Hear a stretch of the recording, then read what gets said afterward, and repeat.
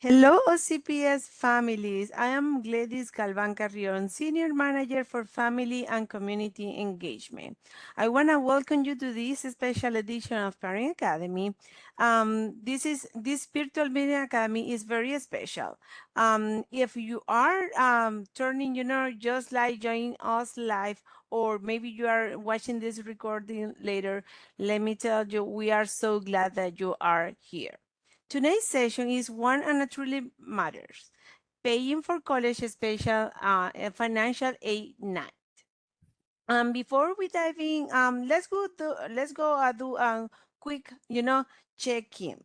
Please, if you can hear me clear, please use the reaction feature and give us a thumb up, please.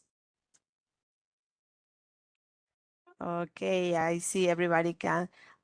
Please, also, I would like to see in the chat all, high schools that are present, tonight. Even, middle school, I want to see to know who are, joining with us tonight.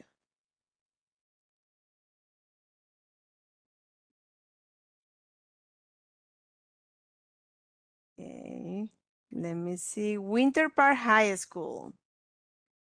East River, Freedom, University High, Timber Creek. Excellent. Olympia. Good, good. We have Lake Buena Vista High School, Horizon, Apodcat. Excellent. Thank you, everybody. Thank you for sharing that.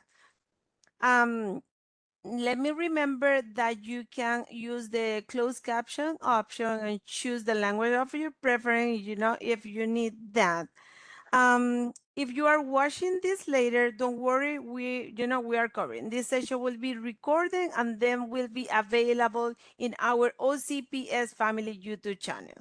Okay, I will just drop, that link right now and some other information in case that you need it. Right.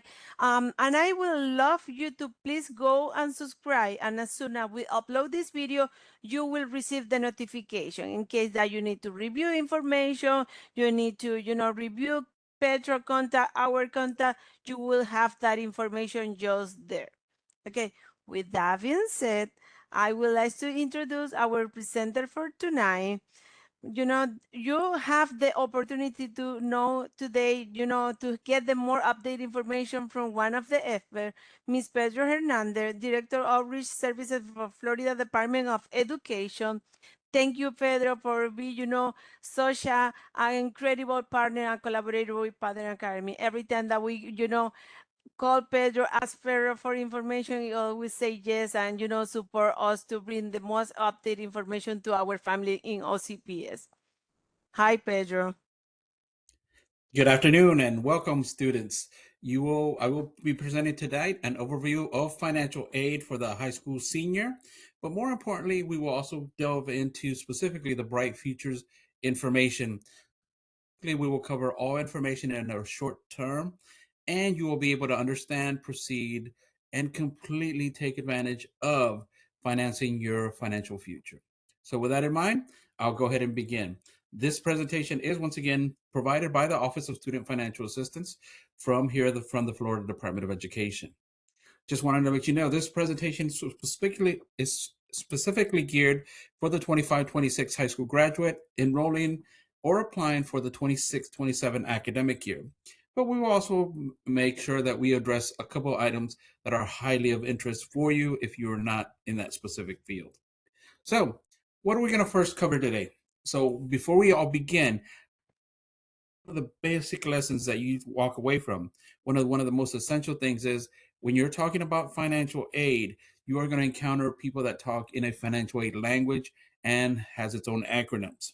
So, if at any time you are encountered with a term, with a concept, with a verbiage that you do not understand, stop that person and ask them to explain. Because in financial aid, we're going to deal with things such as COA, what's a cost of attendance, the CSS profile, the FAFSA, the FAFSA ID, the FSS, which is the FAFSA submission summary. All those are related to the FAFSA federal application. That is also going to determine your SAI, your student aid index. your Florida financial aid application, and then what role does the U.S. Department of Education play and the Florida Department of Education play. All of these interact with one another and can become confusing. But with the information you will receive today, you will truly understand everyone's role and all of these concepts. So with that in mind, what are we going to cover today? What is our agenda? Today, we are going to answer 4 basic questions. What is financial aid? Where do you find financial aid? How and when do you apply? And who could help you with the actual process? Now, with those 4 questions in mind, by answering them, you'll be able to understand the entire financial aid process. Now, first and foremost, what is financial aid? Financial aid is defined as any and all money from the 4 major sources. That's the federal government, first and foremost. Secondly, the state of Florida, the state that we reside in, and we administer over $1.2 billion, that's with a B, institutional funds, and then private scholarships and grants or private sources. Now, money from all of these 4 sources could also be categorized as gift aid. What's gifts? Money that is free, that does not have to be repaid back. Self-help financial aid, that is money such as work-study programs that you could actually help yourself. Need-based, based on financial need, and merit-based scholarships, that means based on a special ability or a special recognition. You're going to note the Florida Bright Future Scholarship, that if you meet those requirements, that is a merit-based scholarship. And these funds can help you cover the cost at a school, both direct and indirect cost. And we'll highlight what direct and indirect costs are a little bit later. So the very first thing is, just so everybody knows, what are federal funds? Federal funds are such things such as the Pell Grant, Work Study, and federal student loan programs. As you can see, those are ranged from gift and need-based to self-help aid, but all of those funds are available for the student. Now, the second source is the Florida Bright Future Scholarship and all 20 plus scholarships and grants that are offered through our office. Once again, you're going to see a myriad. That means a multitude, a big number of scholarships and grants that can be found on our website, which is listed here. But just give you an idea that the state funds are also available and can assist you with funding.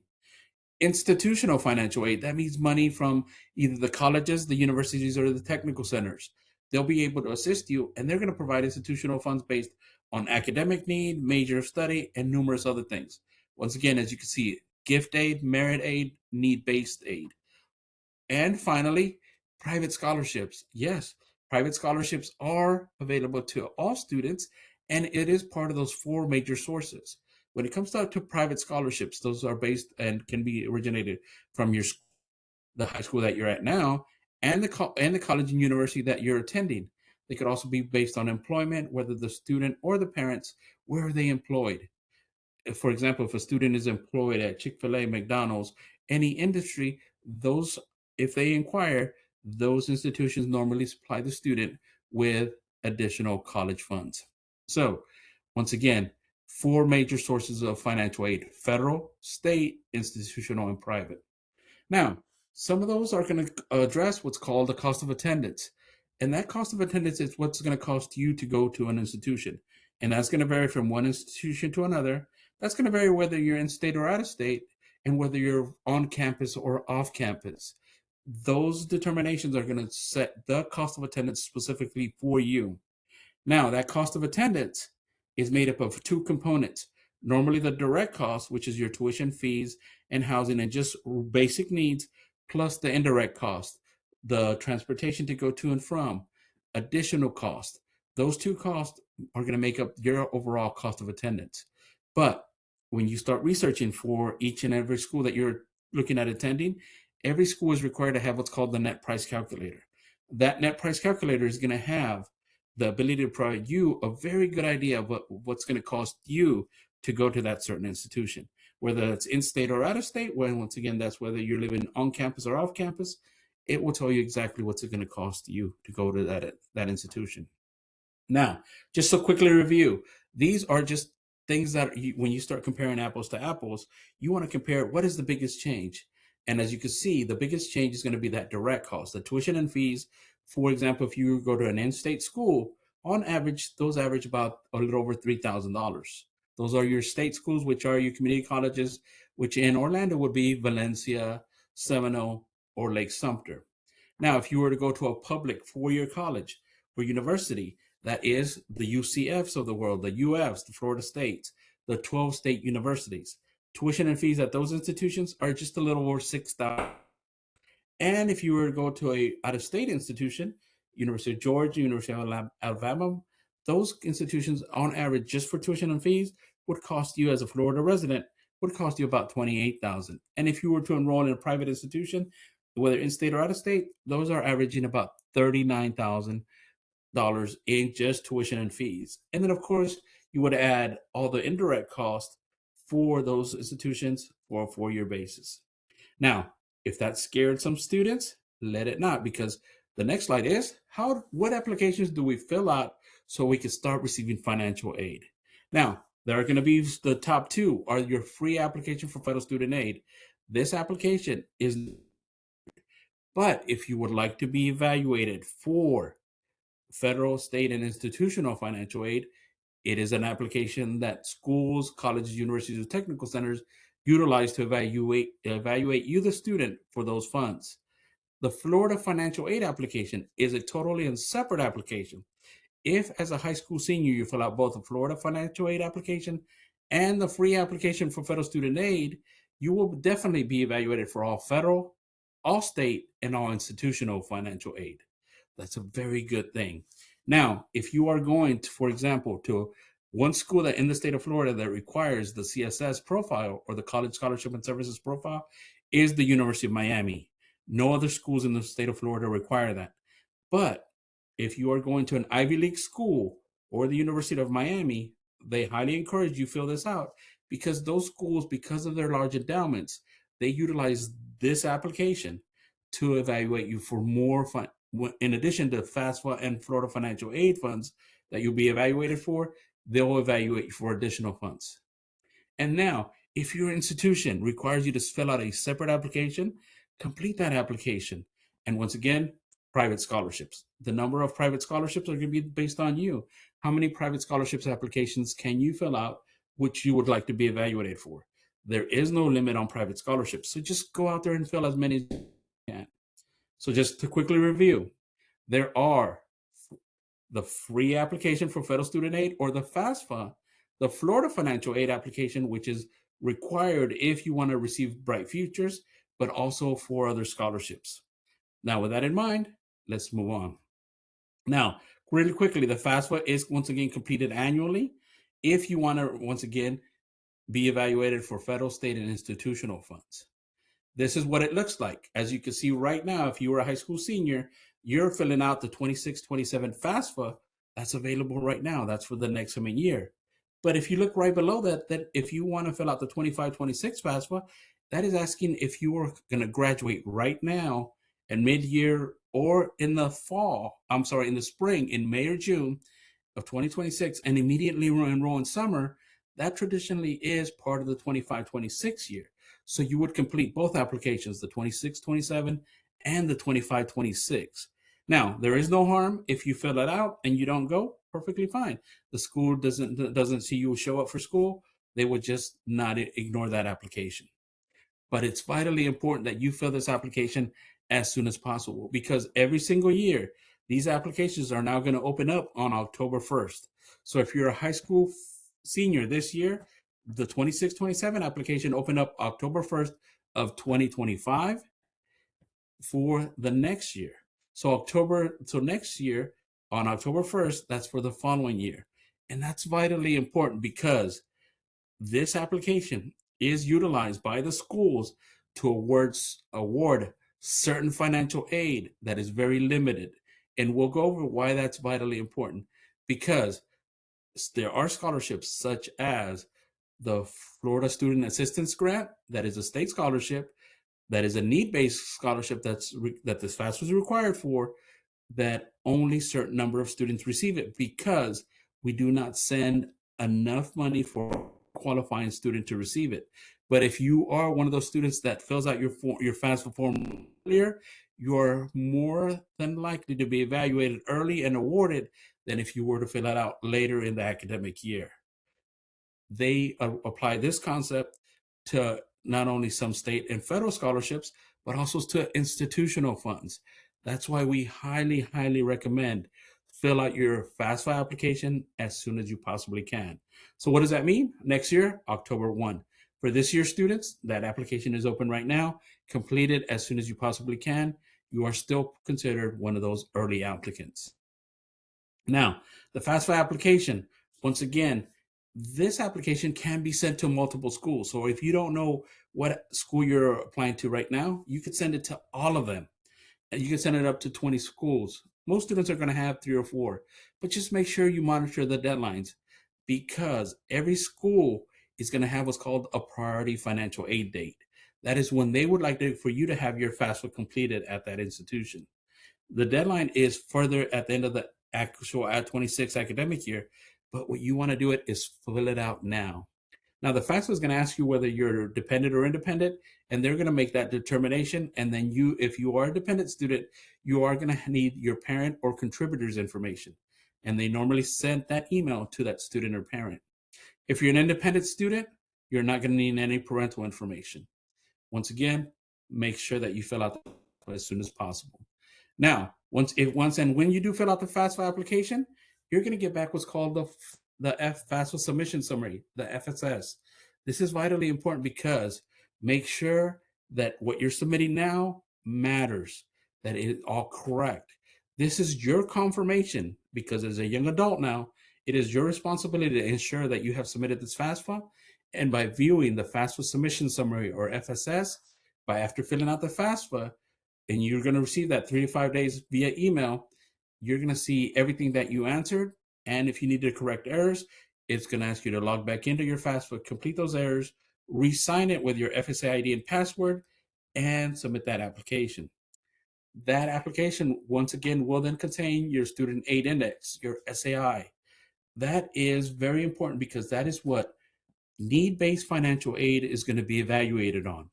So by completing this FAFSA, which generates the student aid index or SAI, which is found on your FAFSA submission summary, that is how you know that you are on your way to fill out your financial aid package.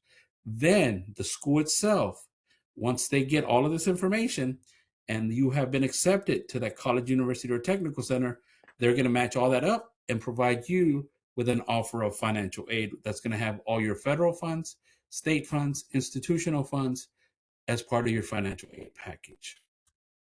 Now, make sure that you are aware that what the disbursement process is at your school, because once you fill out the FAFSA, now you are dealing with the financial aid office at the school itself. Now, is this process perfect? Absolutely not. But if you have any questions or concerns, you could then talk to the financial aid office at the schools themselves. That's at the college, university, or technical center that you plan to attend. Now, when you do this, this is how a lot of quickly to review, this is how a lot of the financial aid offices set your financial aid package. They take your cost of attendance minus your SAI, and that equals to your financial need. Then schools are going to apply as many free scholarships and grants as possible from federal sources, from the state, from the institution, as much as they possibly can. And then they're going to apply a 529 plan.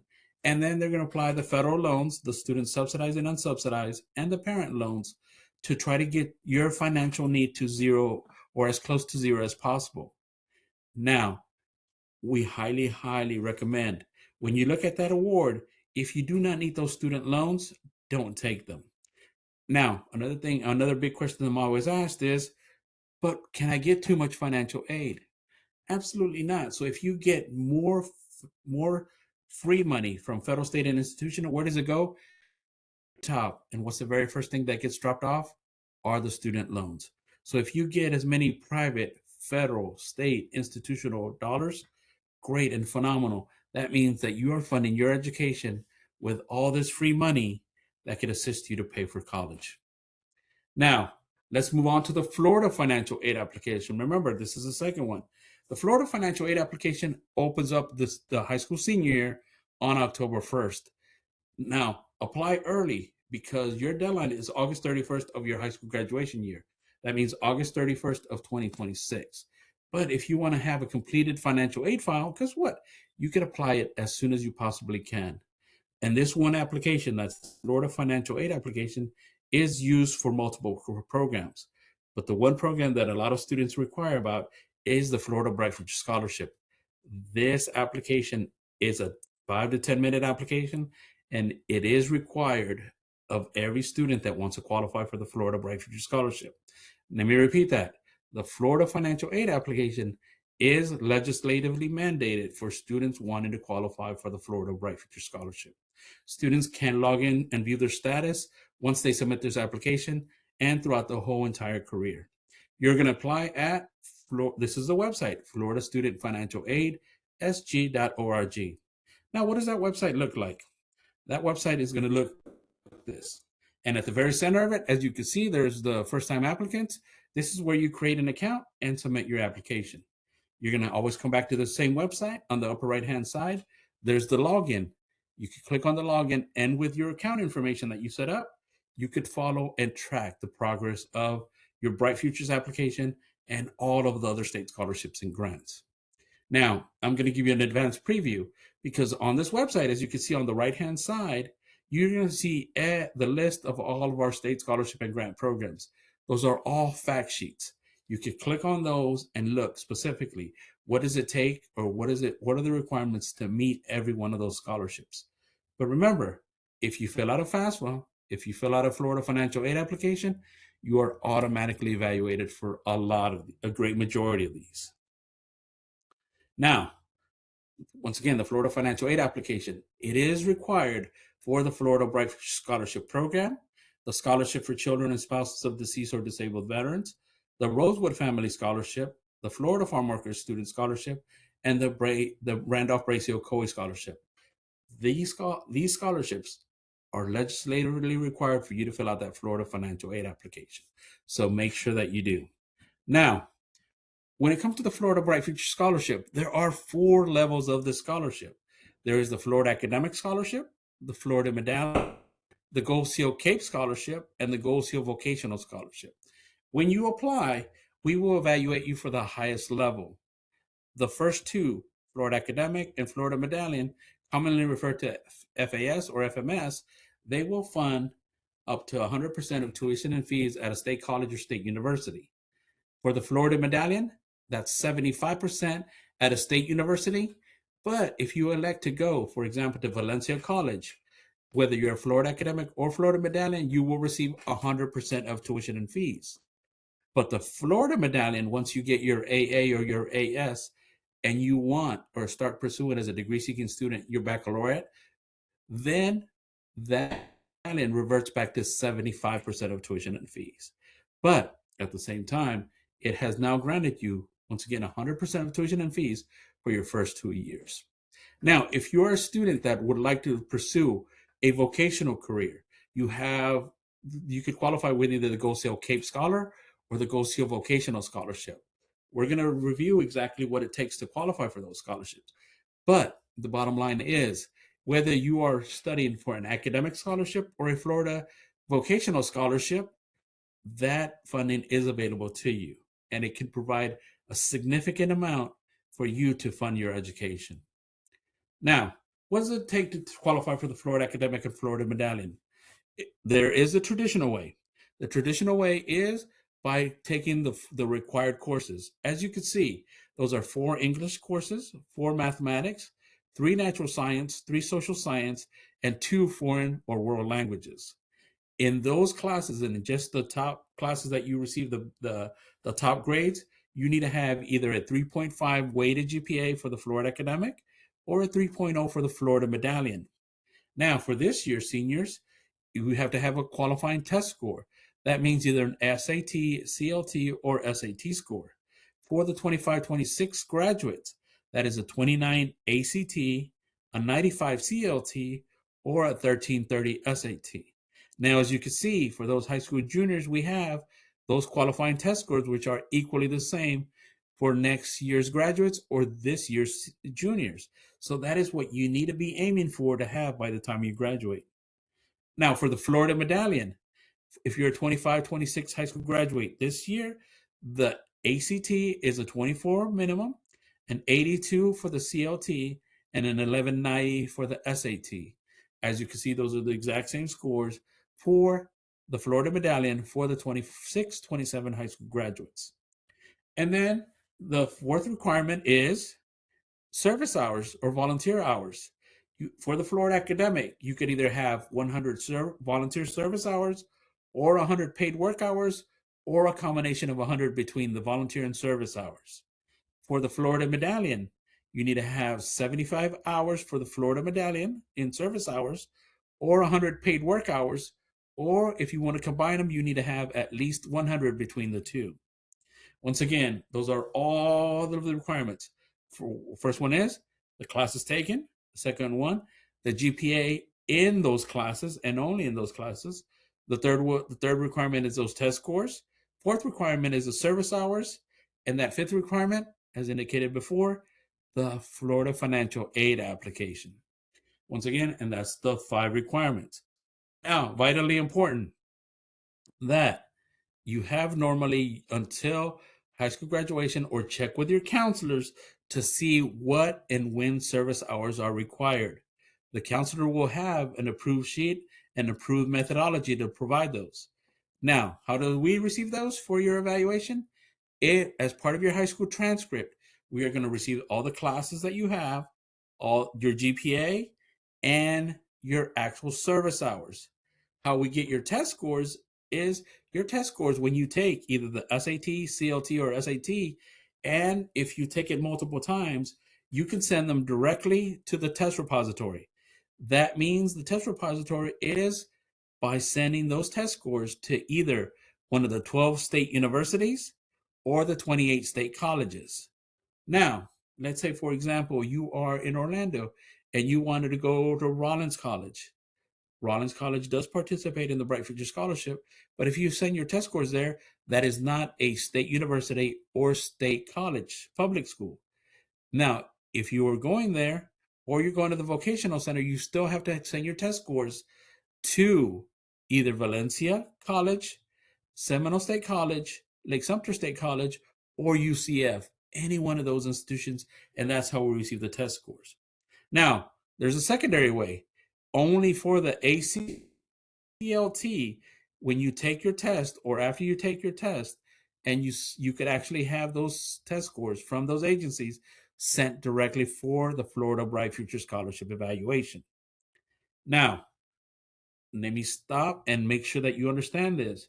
Whenever you take the SAT, CLT, or SAT several times, you're going to get back what's called a super score after the latest time. We take into consideration the super score, but we need to have every one of those tests that you've taken sent to the test repository. So if you take the SAT several times and they're using one subscore from every one of those tests, have them sent all of the test scores to the test repository, and we will receive those test scores and we will provide the calculation and provide you the super score equivalent. So once again, make sure that when you have a super score from any of the 3 agencies, we need to have in Bright Futures all of those test scores in order to calculate that. Now, in addition to that, let's say you're a Florida Academic Scholar, Florida Medallion. There are additional ways to qualify. If you're a National Merit Finalist and Scholar, or you receive an AP Capstone Diploma, or an ACE Diploma, or an IB Diploma, you don't have to have qualifying test scores. That's the ACT, CLT, or ACT. You only have diplomas plus your service hours documented to your high school counselor. However, if you do take the ACE curriculum or IB curriculum and do not receive a diploma, yes, you do have to have qualifying either ACT, CLT, or SAT qualifying test scores. Now, for the Gold Seal CAPE, this is for students who want to study vocational programs. Make sure that they go out there and meet these qualifications for the CAPE Scholar. That means they graduate from a high school. They submit their Florida financial aid application by the regular date. They earn 5 post-secondary credits through CAPE industry certifications that articulate for college credit. What that means is if you get certifications, either through dual enrollment or in conjunction with at your school or through a technical center, and they equate for 5 post-secondary credits.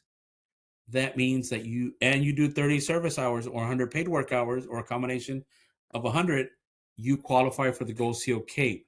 That means that for this scholarship, if you enroll at a vocational center, they will pay part of your tuition and fees at that institution. However, with this CAPE Scholar, that means that if you enroll, and you have to enroll as an AAS, an AS degree seeking student, or a certificate seeking student. But once you receive your AS or your AAS, and you could go on to get a baccalaureate degree in a Bachelor of Science, then yes, you will receive 60 hours, 60 credit hours of additional funding to receive your baccalaureate degree if you meet the year-to-year renewals. Now, let's look at the fourth one, the Gold Seal Vocational. The Gold Seal Vocational is also very similar to the Gold Seal CAPE, but this one, these are the requirements. You have to submit that Florida financial aid application. You have to graduate with your high school diploma. You have to achieve a 3.0 in the non-elective high school courses. You have to complete at least 3 full career and technical education credits and 3.5 weighted GPA in those classes. And you have to do 30 service hours or 100 paid work hours or a combination of both. And you have to have qualifying test scores. Those test scores are listed here. And once again, on our website, all this information is listed on there. The Gold Seal Vocational Scholar also only funds if you're enrolled as a degree-seeking student for a certificate program, for an AAS, or for an AES degree. So if you have either Gold Seal CAPE or Gold Seal Vocational Scholar, and if you enroll as an AA degree-seeking student, that will not provide funding. This is strictly for vocational studies. As you can see, that it covers all the Bright Futures scholarship programs. But just to relate, in regards to state scholarships and grants, we have need-based programs, such as the Florida Student Assistance Grant, FSAG, the Work Experience Program, the Honorably Discharged Graduate Assistance Program. We have tuition assistance programs, such as the William L. Boyd or EASE Scholarship, for those students going to private, non-for-profit schools in the state of Florida. We have merit-based scholarships. As we just discussed, we have the Florida Bright Future Scholarship Program, which can cover up to 100% of tuition and fees. But we also have the Benequisto Scholarship Program. That scholarship covers the cost of an education if you qualify. And how you qualify for that is we highly suggest go to our website and look at all the requirements. In essence, you have to be a National Merit Scholarship recipient of actual scholarship dollars, and your school, whether that's University of Florida, Florida State, UCF, if those schools deemed you eligible for the Benequisto Scholarship Program, they will let us know and we will provide them the funding. In addition to that, we have other scholarships and grants. That is, as you can see, the First Generation Matching Grant, the Florida Farm Worker Student Scholarship, the Florida First Responder Scholarship, the Mary McPhun Scholarship, an Open Door Grant that is for seeking vocational programs, the Brandy Ocoee Scholarship, the Rosewood Family Scholarship, and the Scholarship for Children and Spouses of Deceased or Disabled Veterans. As you can see, all of these scholarships and grants, you will be evaluated if you fill out both the FAFSA and the Florida Financial Aid application. Now, the last thing is private scholarships. When it comes to private scholarships are given at numerous sites and in numerous places. First and foremost, if you start with your high school counselor, your school will likely have a list of private donors giving money to students who are graduating from that high school. Have you applied to those? Because that is institutional funds that you could receive and carry those for an education, whether it's in state or out of state. That it's going to vary from scholarship to scholarship. Now, also, I'm always asked, do you check with the college, university, or technical center that you're going to? If you go to Valencia College, to UCF, to UF, to FSU, or any school, if you go on the school's financial aid website, you're going to see a link for private scholarships. Those are private donors giving money to students who are going to those institutions. If you're thinking about going to Valencia, UCF, FSU, UF, look and apply for those, because As a high school student going to that institution, you are eligible to receive scholarships from those places. But private scholarships, because private donors require you to submit an application to be evaluated for it. And once again, always ask, where do parents work? Where do they go for social, religious organizations? And then finally, national websites. The FAFSA now has a national website. There's other national websites out there that are profile driven. Make sure that you research those, apply for those as much as possible. I do raise one absolutely caveat. If any scholarship is asking for your social security number, for money, or for your banking information and routing, that should raise red flags. Walk away from those. Scholarships are there to assist students, not for you to pay money to receive money. So, in review, want to make sure that you understand that when it comes to federal financial aid, that application is open right now. Create a FSA ID and password and submit your FAFSA. That's your federal application. The state of Florida, that's a 10-minute application. Once again, that opening date was October 1st of 2025. Make sure that you submit it. If you're a student that is thinking about going out of state, submit this application because once again, it is federally mandated. State mandated that you submit it for financial aid purposes and to become eligible. Because if you don't, if you leave the state, did not submit the application, and you met all the other requirements except submitting an application, technically you have not filled out all application requirements and possibly could lose your state scholarship and grant when it comes to the Florida Bright Future Scholarship. Submit that application. The Florida Bright Future Scholarship has a period of eligibility of up to 5 years after high school graduation, so you can reinstate that scholarship. So if you're thinking about going out of state, still submit this application so you have it in your back pocket. When it comes to general requirements, make sure that you're following all those requirements. When it comes to other scholarships, such as Open Door or any federal or state programs, submit the requirements. Make sure that you're working with the financial aid office at your schools once you submit the FAFSA and the Florida financial aid application. And when it comes to private scholarships, apply. If you're going to an Ivy League school or a school that requires a CSS profile, complete it as soon as you possibly can and submit all applications. Now, who can help you with this financial aid process? This is my direct contact information. As you can see, this is our website. This is my direct contact phone number, my direct email. But more importantly, your counselors are there to assist you. The financial aid offices at each individual school, college, and center is there to assist you. But ultimate responsibility lies with you, the student. If you have any question, any concern, any need for clarification, contact us. We'll be more than happy to assist you. The only bad question is the one that you don't answer or that you don't have clear information in regards to. So with that in mind, this is all the information that we have. Make sure that we hope and wish you very well to fund the school of your choice and utilize as much financial aid, that's money from all four sources, federal, state, institutional, and private, to assist you with your funding of your school of choice. Once again, my name is Pete Hernandez, Services, saying thank you and good luck. Thank you, Pedro. Wonderful. A lot of good information. We have a couple of questions. We still have a couple of minutes. The first question say, are those prices per year? I think that was the first, at the beginning that you share. Correct. That slide, which sometimes scares a lot of folks, yes, that is the average tuition and fees for one academic year. That's normally fall and spring per institution. Now, remember, you still have additional indirect costs, which is your housing, meal plan, transportation, all those additional costs. Okay, good. Now, let's say other questions. Say, in order to be considered as an independent, the student needs to be 21 years old? No, actually, the U.S. Department of Education deems and identifies students based on several criteria. Those questions are going to be on the FAFSA application itself. There's going to be 23 years of age or older and numerous other questions such as, Is the student, an emancipated minor? Mm-hmm. Is the student married? Does the student have children?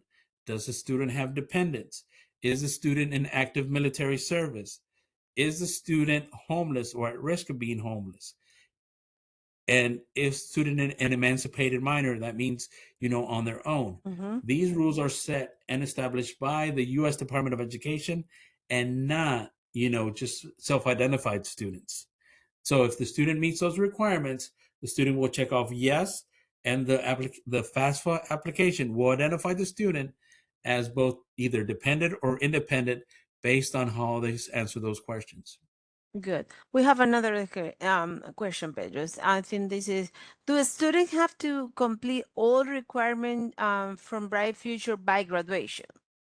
No, remember, when it comes to graduation requirements, students normally have to take all the required classes, earn the GPA, and do traditionally by high school graduation. The student has until August 31st for qualifying test scores. So that means even though the student is beyond high school graduation, they still have until August 31st to submit and take qualifying tests. Even if the student takes their test on August 31st, even that they meet the requirements, we'll get the results afterwards. But as long as the student takes the test on August or on or before August 31st, we will count those tests. Now, the student is also responsible to do the service hours. Now, the student is also responsible to making sure that those hours count by checking with their counselor and submitting them and having them approved school counselors at their high schools. Thank you. I think I'm gonna take Pedro. I think if you in your screen can click hide, and because it's something that is blocking your contact information for Oh, everybody on the call to I will. take a screenshot, or in that I way will. when they, no, How it's about okay, that? it's fine, it's fine. You see on the bottom say perfect, now we got it. Everybody can have, Pedro email and phone number, and that will be super helpful for those. I'm gonna take, a couple of more questions. Now everybody have Pedro information in case that you need to reach out to Pedro. Let me Correct. see. And we Yes. understand that you might have a couple very Mm-hmm. personal, very private questions that you do not want to address. Mm-hmm. Definitely, that's why you can email me or call me, regular time, and I'll be more than happy to assist with any student, any additional question or concern that you do not want to address Yes. in a public forum as well. Perfect. I will, share like a two more like a general question. For those that are asking how they can access to this presentation later. We are recording this session. Please, we share, the link for our OCPS YouTube channel. Subscribe, and you will receive notification as soon as we upload this video. If you have a question, we share Pedro contacts, just there. Let me see. Okay, when applying for the FAFSA and the FFAA, should we put our social security number? I think you was clear about that, but we can, just repeat this information because that's a great, good question. Correct. So the FAFSA, the free application for federal student aid, which is the federal application, does require the students to have a social security number to fill out the FAFSA. Now, if the student and all financial aid, federal, state, and institutional financial aid, is only based on the student's information. If the student, when it comes to the student being a U.S. citizen or eligible non-citizen. Now, that the Florida financial application, the Florida financial aid application, that could be submitted with either a social security number, a pseudo ID number, or a state or a student ID number. However, by filling out with a social security number, it is so much easier to match when it comes to matching to your FAFSA and with your school when it comes to matching that very unique ID number. But when it comes, once again, so when it comes to FAFSA, no, it does. You have to have a social security number to fill out a FAFSA. When it comes to the Florida financial aid application, no, you do not have to have a social security number.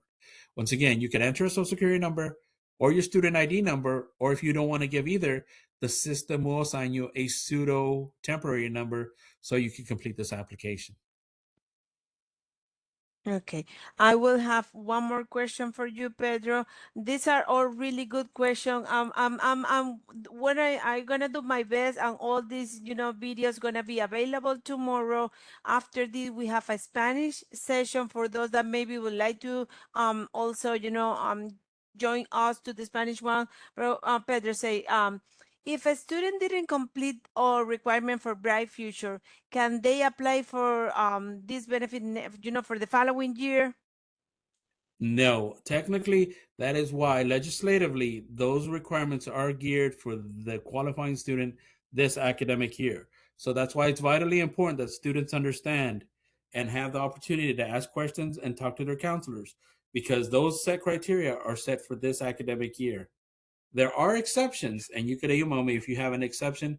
But if the student didn't take it, didn't know, just didn't have the grades, unfortunately, no. Those are set legislative requirements by those dates for the student to meet and be eligible for the Florida Bright Future Scholarship.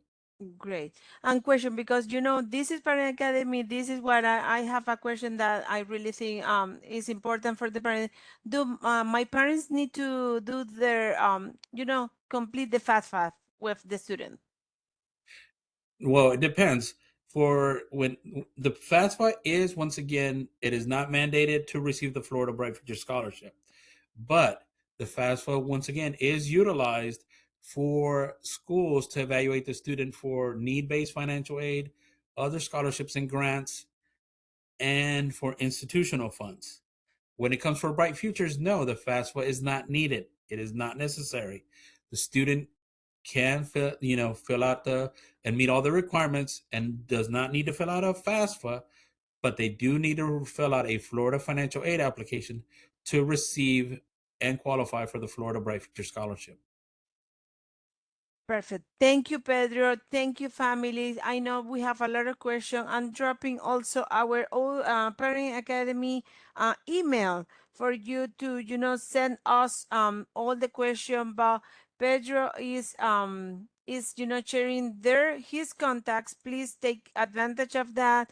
Ask him, the question that you may be more personal or more in detail.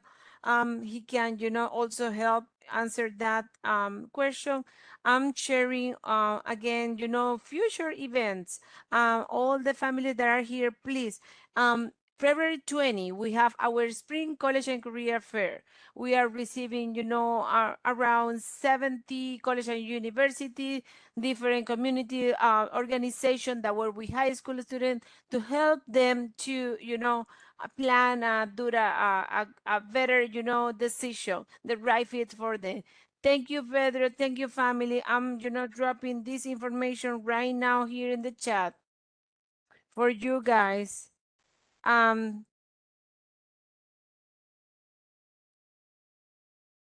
me see. I think I have a lot of. Let me move this here. Do I need to? It's. Stop sharing? Yes, you can Yeah. start sharing. Thank you, Pedro. Thank you, families. Once again, let me see what happened with this link and share. The link is there for our Spring College and Career Fair. You are all welcome. Thank you. Bye. Have a good night. Send the question to Pedro on Parent Academy. Bye.